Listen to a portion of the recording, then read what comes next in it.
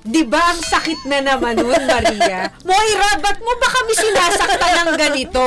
Inano ka ba namin, Moira? Mapapansin tayo ni Moira. Ha? Moira, kasi ako talaga uulitin ko, ang saya ko sa marriage ko. Pero, nung narinig ko siya court, at may with matching lyrics, parang yung first broken heart ko, yung naramdaman ko ulit. At ikaw na broken hearted ka na, Maria? Ang best na po. Beses na kaya ka nga nandito eh. Di ba pa, ikaw ba, Courtney, na broken hearted ka na? Ay, hindi pa naman po. Wag naman naku, sana. Napakaswerte mo. Pinagpala ka. Tayo medyo sawi. Ay, ako masaya na ngayon.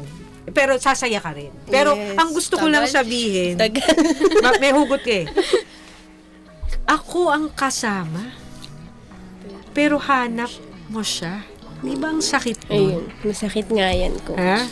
Kaya Moira, why? Why hurt us this way? Inaano ka ba namin, Moira? Ha? Practicalers ka, Abante, naging singing show na po ang Practical Power. Pero alam kong makakatulong to. Itong ating ginagawa, therapy to eh. Minsan kasi, kailangan mong, pag nasasaktan ka, minsan kailangan medyo masaktan mo pa yung sarili mo. Para mas mailabas mo yung emotions mo.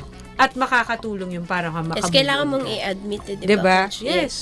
And kaya, lalo pa nating medyo in the mood ka. Kasi medyo teary-eyed ka ni. So, pupunta tayo ngayong court dito sa chorus. Chorus part. Ah. Ano ba chorusan?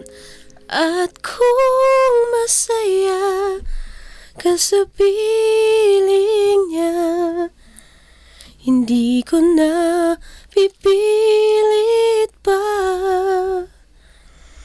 Ang tanging hiling ko lang sa kanya, huwag kang paluhain at alagaan kanya.